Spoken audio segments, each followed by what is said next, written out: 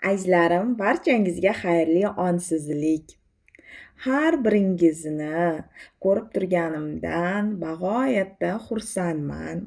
Mani kuzatishda davom etayotganingizdan, bilimlarimni, tajribalarimni eshitayotganingizdan judayam xursandman.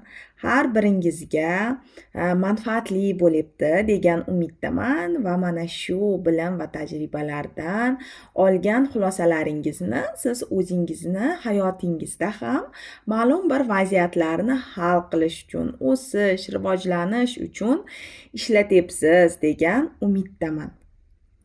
Xo'sh, bugun barchangizni Men loyiqman kursining birinchi darsida ko'rib turganimdan xursandman va har biringiz xush kelibsiz, azizlarim.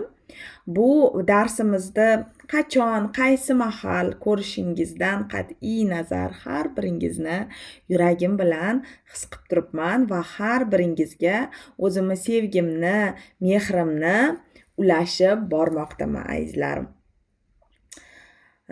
Hayotimizda demak har xil vaziyatlarni hal qilishimizda, ijobiy hal qilishimizda aslida bizning o'sha loyiqlik programmasi juda ham muhim ahamiyat kasb qiladi va bugungi kunda mijozlarda, atrofimdagi insonlarda o'ziga bo'lgan ishonchsizlik yoki ma'lum bir orzu niyatlari juda ham kattada, lekin aslida ichida o'zini o'shanga loyiq ko'rmayotgani uchun, o'sha narsalarga erisha olmayotganligini ko'rganim uchun va bu mavzu ham chuqurroq, ma'lum bir vaqtni ichida o'zini ustida ishlashni talab qiladigan mavzu bo'lgani uchun mana shu mavzu bo'yicha kurs yaratishga qaror qildik oilamiz bilan va Men loyiqman kursini ishlab chiqdik. Men loyiqman kursi 7 ta darsdan iborat bo'ladi va unda siz quyidagi mavzular bilan va quyidagi texnikalar bilan tanishib chiqasiz. Demak, birinchi bugungi, ya'ni darsimiz sizga berilayotgan loyiqsizlik programmasi. Ya'niki, siz nimalarga loyiq ekanligingizni bilish uchun va o'zi loyiqlik nima ekanligini bilish uchun siz avvalambor loyiqsizlik nimaligini va sizda mana bu loyiqlikning antonimi, ya'ni aksi nimalarda namoyon bo'layotganini bilishingiz juda ham muhim. Ya'ni siz nima bilan ishlashingiz kerakligini aniq bilsangizgina siz masalaga yechim topa olasiz albatta. Ikkinchi darsimiz bu o'ziga bo'lgan ishonch bo'ladi. Nima uchun aynan ishonchga yana to'xtalayotganimizni bugungi darsimizda bilib olasiz qisman. Keyingisi sahna bilan ishlash praktikasi. Ya'niki biz bu kursimizda nafaqat sizga nazariy bilim beramiz, balkim bu kursimizda siz amaliyotda o'sha narsani darhol bajarib, darhol natijaga erishishingiz mumkin bo'ladi. O'shaning uchun amaliy darslarimiz ham bor. Keyingisi ota-onani va o'zini qabul qilish, initiatsiya bilan ishlash bo'ladi. Tak, 5-darsimiz qabul qilish hamma atrofingizdagi, bugungi kundagi hayotingizdagi vaziyatlarni qabul qilish bo'yicha initiatsiya bo'ladi. Keyingisi men nimalarga loyiqman degan mavzuda sizni asl xohishlaringiz, sizni asl maqsad va orzularingizni aniqlash bo'yicha ishlaymiz va unga bo'lgan loyiqlik hissini oshiramiz va uyg'otamiz asillikda. Va oxirgi 7-darsimiz korreksion dars hisoblanadi.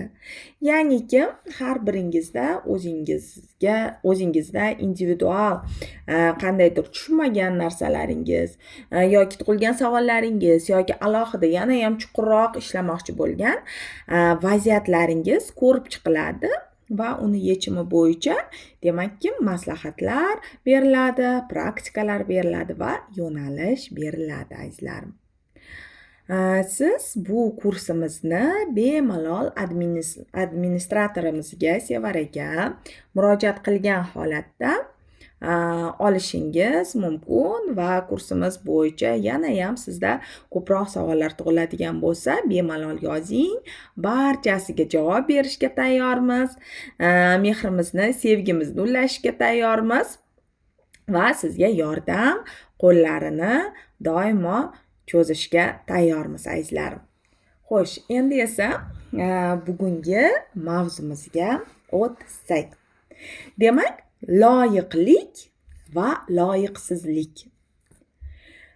Ko'pchilik insonlar o'zi men noloyiqman degan narsa ichimda bor degan narsani ham hattoki hech qachon o'ylab ham ko'rmagan va hattoki hech qachon buni tan olgilari ham kelmaydi. Chunki bu narsa inson o'zini o'zi yerga urish, o'zini o'zi kamsitish bilan tengday ko'riladi o'sha narsalar. Lekin biz har doim hayotimizni kuzatganimizda aytishimiz mumkin.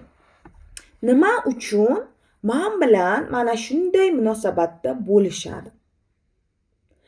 Nima uchun menga baqirishni loyiq ko'rishadi? Yoki nima uchun aytaylik turmush o'rtog'im menga qo'l ko'taradi?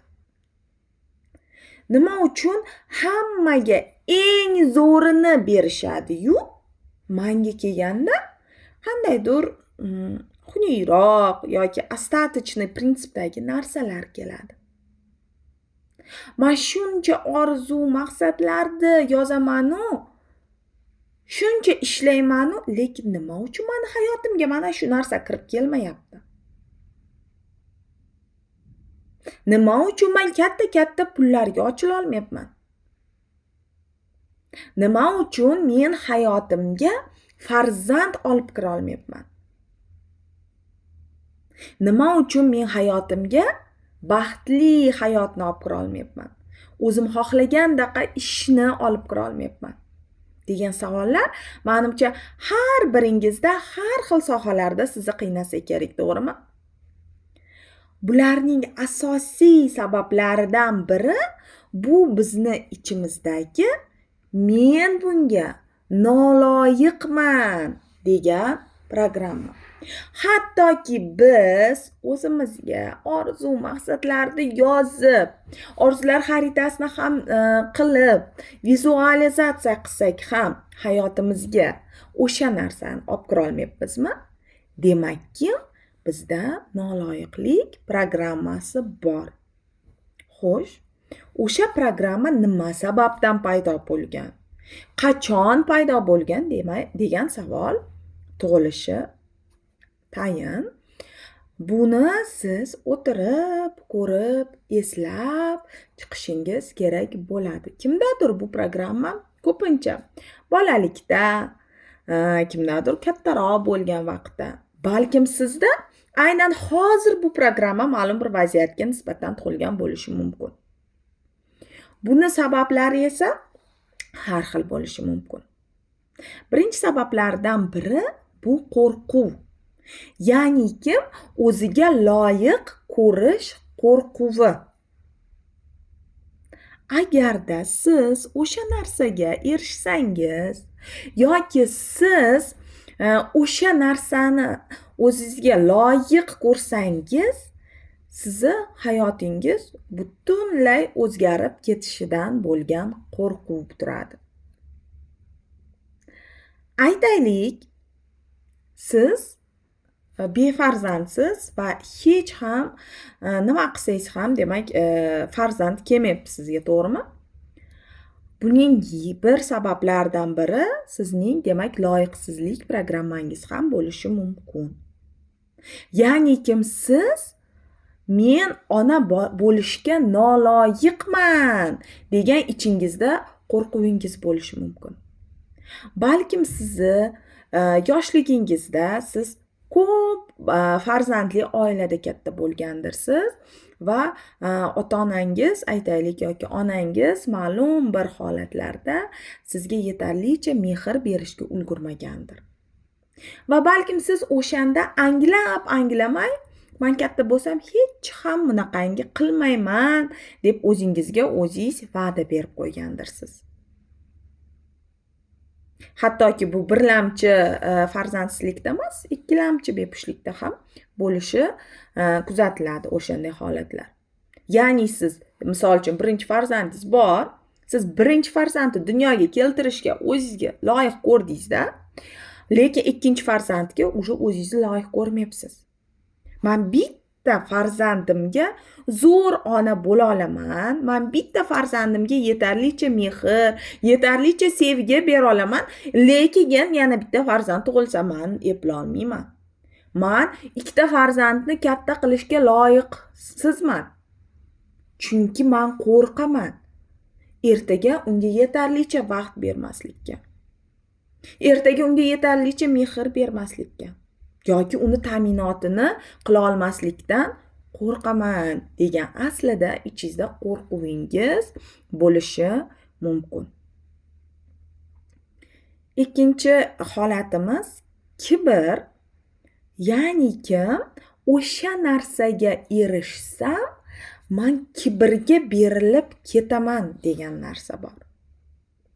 Ya'ni bizga uqtirilgan, to'g'rimi, mukammal narsani o'zi yo'q, hayotning 15 qorong'u 15 yorug', har bir insonda nimadir o'sha nyuans, nimadir kamchiligi bo'ladi degan narsa bor va demakki sizni hayotingizga o'sha narsa kirib kelsa, siz vaholanki kibrli bo'lib ketasiz. Yaqinlaringizdan voz kechib yuborishingiz mumkin. Aytaylik, umuman odob, axloq ramkalaridan chiqib ketishingiz mumkin. O'zingizni bosar tusaringizni topolmay qolishingiz mumkin. Yoki o'sha holat eringizda kuzatilishi mumkin-da va siz o'sha demak narsadan qo'rqasiz, kibriga kirib ketishingizdan qo'rqishingiz ham bu ham demak sizda loyiqsizlik programmasi uyg'onishiga sababchi bo'ladi. Keyingisi bunday programmani paydo bo'lishi ko'p joylarda kuzatiladi. Bu qaysidir joylarda yoshligingizdami, kattaligingizdami kamsitilganingiz. Aytaylik, ko'chada o'ynagansiz, 5-6 yoshliksiz, to'g'rimi? U paytda ko'pchilikda demak oilaviy sharoiti og'irroq bo'lgan va sizni aytaylik kiyimingizni ustidan kulgan bo'lishi mumkin yoki oyoq kiyimingizni ustidan kulib qo'ygan bo'lishi mumkin sinfdoshlaringizmi yoki o'sha ko'chada o'ynagan o'rtoqlaringizmi yoki aytaylik siz bilan o'ynashdan kimdir voz kechib yuborgandir. Men sen bilan o'ynamayman, seni qaragin, tam shlyopka yirtilib qolgan degan bo'lishi mumkin, to'g'rimi? Yoki oddiy misol sochingizni ustidan kulib yuborgan bo'lishi mumkin. Yoki sizda aytaylik rangli ruchkangiz bo'lmagani uchun siz ustingizdan kulib yuborgani bo'lishi mumkin va demakki sizni qaysidir vaziyatda, qaysidir holatda qabul qilgisi kelmagan. Va o'sha holatda ham sizda demakki, men demak noloyiqman degan programma uyg'ongan bo'lishi mumkin. Nima uchunki mana shu o'rtog'imni hayotiga mana shunday narsalar kirib kelganki, nima uchun mana shu o'rtog'imni hayotida demak ko'p o'rtoqlari borki, meni hayotimga kirib kelmagan. Nima uchun men mana shu yirtiq tapchika, lekin nima uchun men sochim mana shunaqangi? Demakki, men bunga loyiq emasman degan narsa ham paydo bo'lishi mumkin. Bunday narsalar afsuski maktabda ham singdiriladi. Singdiriladi deyishim noto'g'ri-ku, lekin paydo bo'lishi mumkin. Ya'niki, maktabda ma'lum bir tizim bor, to'g'rimi? Va siz o'sha tizimdagi talablarga javob bera olsangiz, siz mana shu javoblaringiz orqali ma'lum bir bahoga, ya'ni a'lo baholarga, 5larga, 4larga ega bo'la olasiz. Lekin siz o'sha standartlarga mabodo siz fikrlashingiz, dunyoqarashingiz to'g'ri kelmay qolsa yoki siz ichingizdagi olgan tajriba, bilimlaringizni ozgina boshqacharoq tarzda namoyon qilishni bilsangiz, standart holatda namoyon qilishni bilmasangiz, albatta bu har xil tushunmovchiliklarga kelib chiqadi. Yoki siz sekinroq harakat qiladigan bo'lsangiz ham va siz demak o'sha pastroq baho olishga 3-2 baho olishingiz kuzatiladi va bu holatda bilamizki, qattiq tanqid qilinadi bu narsalar. Ota-ona tomonidan ham, o'qituvchilar tomonidan ham va o'sha paytda ham demak o'zimizda, farzandlarimizda loyiqsizlik programmasi yoqilishi mumkin. Keyingi holatimiz bolalikda ota-onalarimiz bizni fikrlarimizni qo'llab-quvvatlamagani va bizni eshitishga vaqtlari bo'lmagani.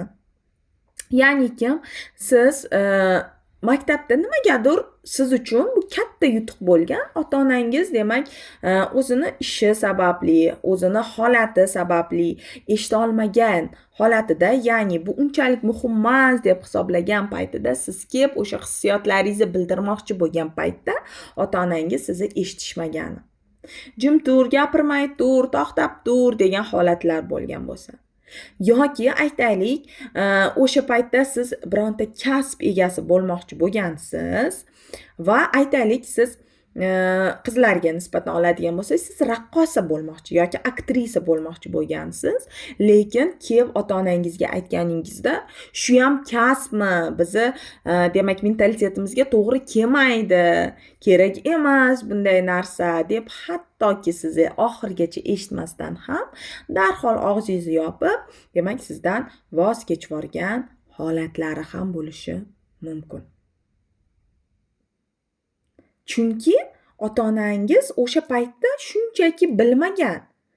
Ularda qo'rquv uyg'onib ketgan. Ertaga mana shu demak, agar mabodo farzandi mana shu kasbni egallasa-yu, u mana shu kasbi orqasidan oilasini boqa olmasa yoki aytaylik baxtsiz bo'lib qolsa, o'sha narsaga sababchi men bo'lib qolaman degan qo'rquvi bo'lganki, ota-onangiz darhol o'sha narsani rad qilgan va bizga ham yana kontaktga kirishish, nima sababdan shunday bo'lyapti, keling gaplashib ko'raylik degan narsani biz ham bilmaganmiz va bizga ham o'rgatilmagan o'sha narsalar va biz o'sha vaziyatni hal qilmaganmizda oxirigacha bo'ldi. O'sha og'riqda qolib ketganmiz. Bo'ldi, yopishim kerakmi? Demakki men noloyiqman aktyor bo'lishga. Demakki men o'shanday qobiliyat egasi emasmanki, bo'ldi. Men yopilishim kerak. Bo'ldi, men gapirishga haqqim yo'q. Men faqat jim yurishim kerak deb sekin-sekin xuddi toshbaqa o'zini qobig'iga kirib olgandek insonlar ham sekin-sekin bolaligidan o'shanday qobiqqa kirishni boshlaydi-da va hayot davomida o'sha qobig'ini ichida yashaydi.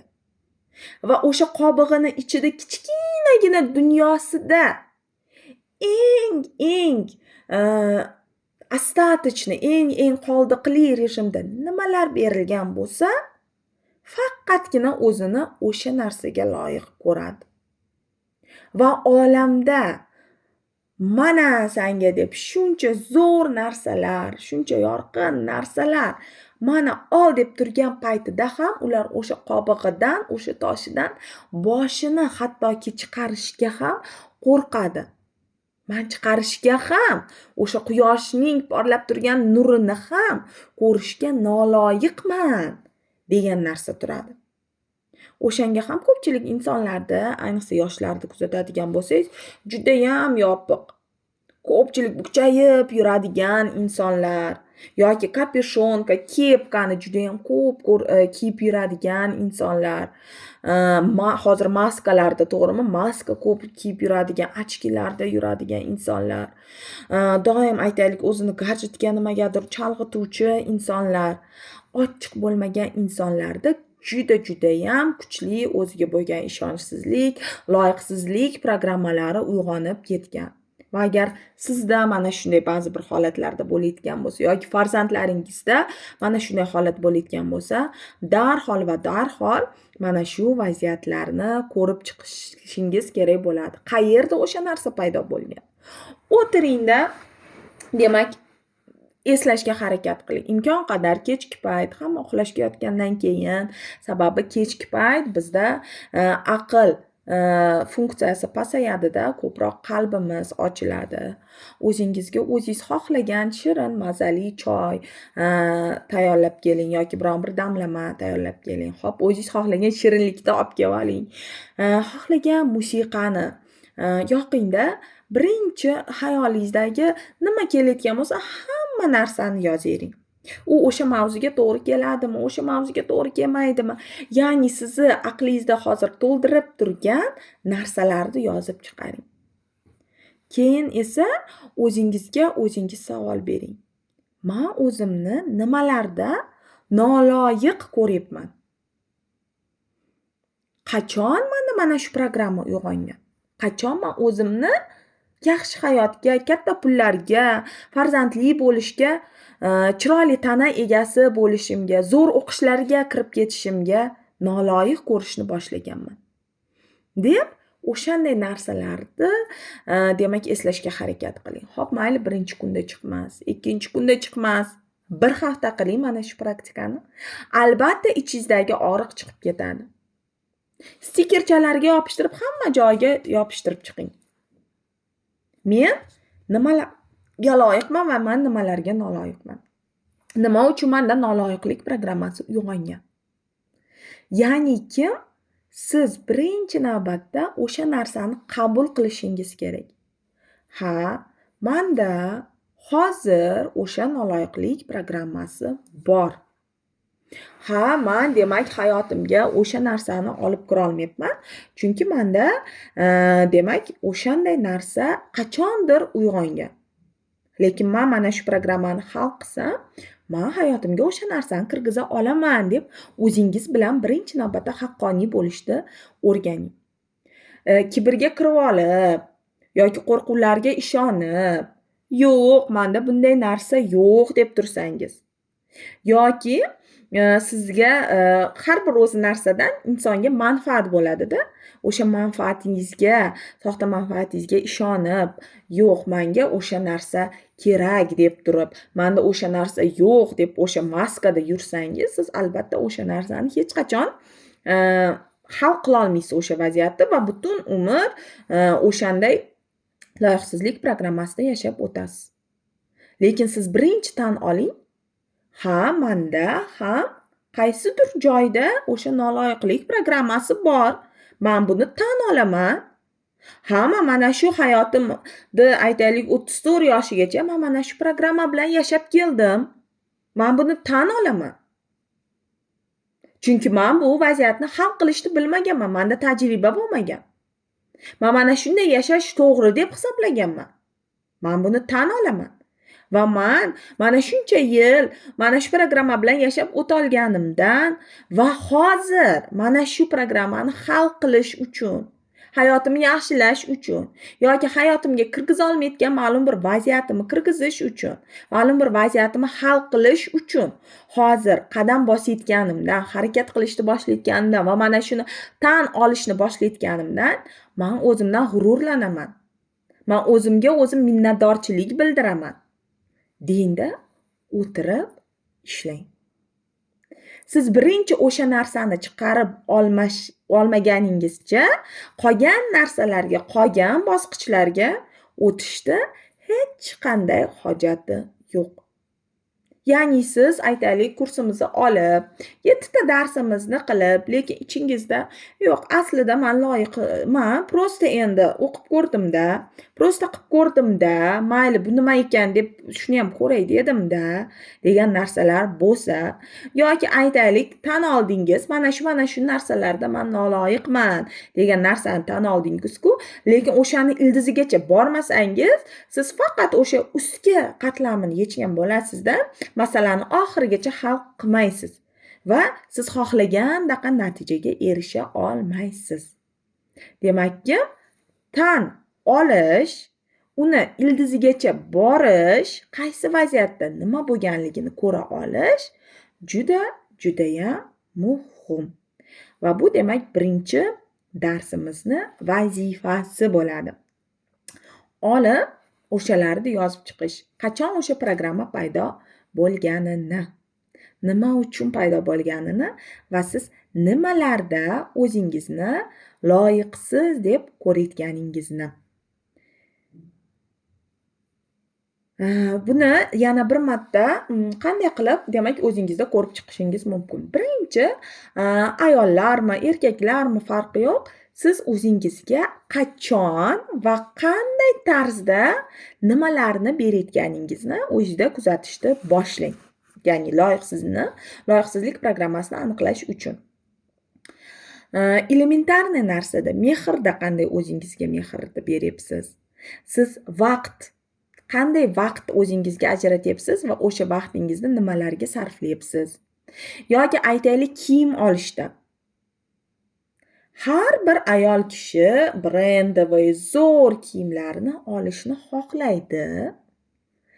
Lekin hamma ayol ham puli bo'la turib ham o'sha narsani borib o'ziga ola olmaydi. Ko'pchilik aytishi mumkin, oilam bor, ro'zg'orim bor va hokazo, lekin vaholanki o'sha pulni boshqa keraksiz narsalarga yoki kiyim oladida, aytaylik 5-6 ta arzon, skitkali yoki уже modadan chiqib ketgan kiyimga sarfla oladi. O'sha aytaylik 500 ming pulini. Lekin borib bitta kiyimga o'sha pulni investitsiya qila olmaydi.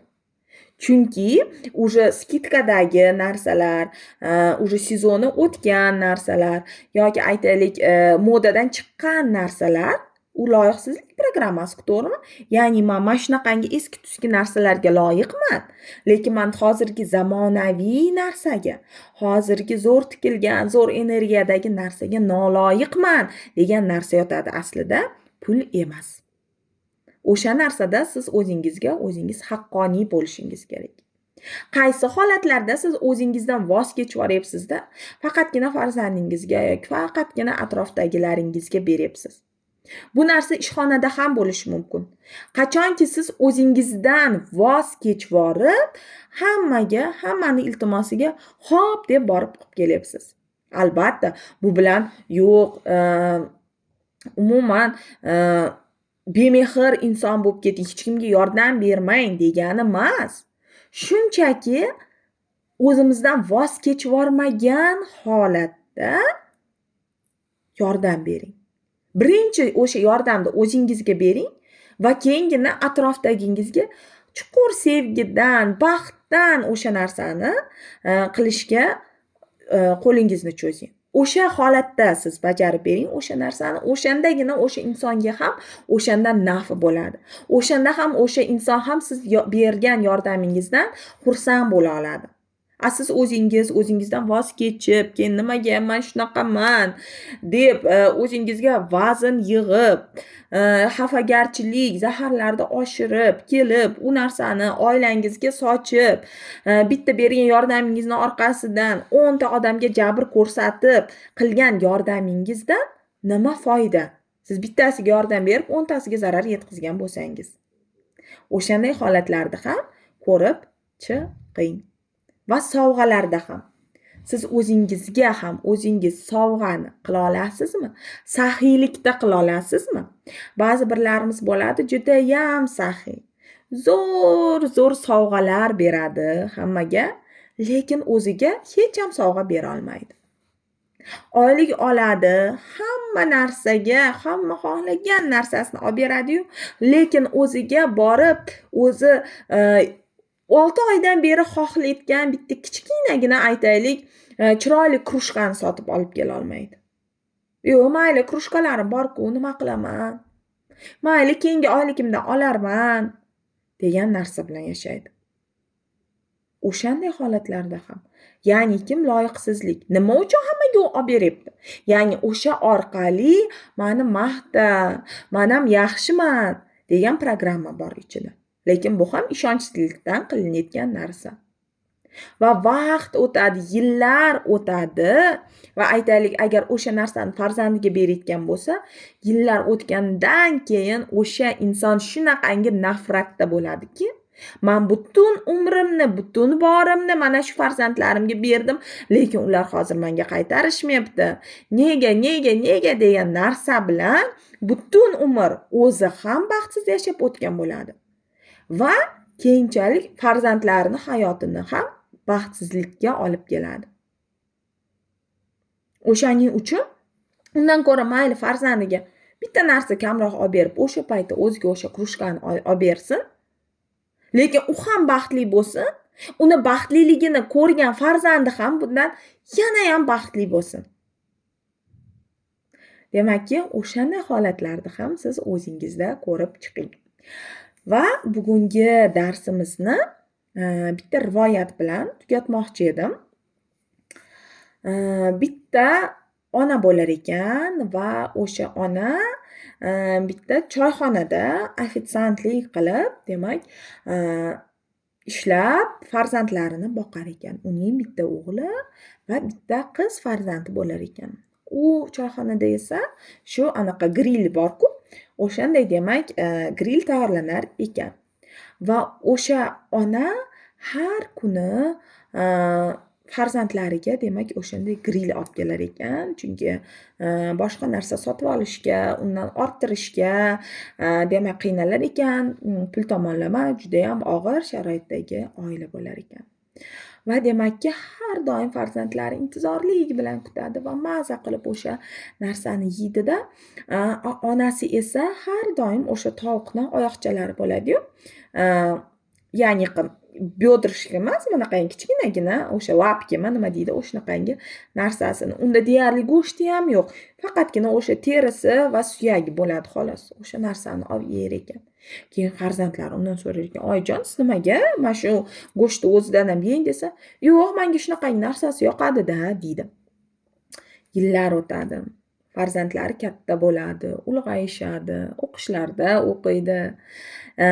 Yaxshi ishga kirishadi va katta bo'lgandan keyin o'g'il farzandi ham, qiz farzandi ham demak onasini yoniga onam o'sha tovuqni oyoqchalarini, ya'ni o'sha joyini yaxshi ko'radi-yu deb olib kelishadi va grill olib kelishadi-da va faqatgina onasiga o'sha oyoqchalarini bo'lib berishar ekan. Ona har doim ichidan yig'lar ekan. Farzandlariga aytmaydi nima uchun bunday qilyapsizlar deb. Lekin xonasiga kirib doim yig'lar ekan. Ey Allohim der ekan, men farzandlarimga butun umrimni berdim. O'zim yemay ularni yedirdim, o'zim ichmay ularga ichirdim der ekan. Lekin farzandlarim nima uchun bunday bemehr qilib qo'yding deb nuqulni olar ekan. Va bir kuni mana shunday yig'layotganini uni o'g'li eshitib qolar ekan. Va xonasiga kirib, "Ona, nima uchun bunday debsiz?" deb so'raganda, onasi aytar ekan: "Nima uchun sizlar menga mana shunday narsani ravo ko'rasizlar? Nima uchun faqatgina demak mana shu tovuqning oyoqchalarini menga faqat ravo ko'rasizlar? Men o'sha sizlarning bolaliklaringda ham bu narsani yemasdan sizlarga berganman-ku" deganda, "Axir ona, siz o'zingiz mana shu narsani yaxshi ko'raman deb aytgandingiz-ku", deydi. Ya'niki o'sha paytda ona birinchidan farzandlari bilan ochiq bo'la olmagan. Haqqoniy bo'la olmagan. Ikkinchidan shunchalik o'zidan o'zi xafa bo'lganki, shunchalik noloyiqlik programmasi unda kuchli bo'lganki, ya'ni men farzandlarimni kerakli holatda katta qila olmayapman, kerakli holatda demak ularni boqa olmayapman, men o'sha tovuqni go'shtini yeyishga noloyiqman degan programmasi shunchalik kuchli bo'lganki, farzandlari ham o'sha narsani norma deb qabul qilishgan va hech qachon o'ylab ham qolishmagan. O'shaning uchun azizlarim, o'zingiz bilan haqqoniy bo'ling. O'zingizdagi mana shu ko'p sizning hayot jabhalaringizga ta'sir ko'rsatuvchi programmasini ko'rib chiqing. Va agar sizda ham mana shunday narsa bo'lsa, tezgina administratorimizga murojaat qiling va qolgan demak darslarimizni ham olib, o'zingiz ustingizda ishlang va o'sha narsani hal qiling. Barchangizni o'zimning sevgim bilan quchib qolaman. Siz eng yaxshisiga loyiqsiz, buni unutmang.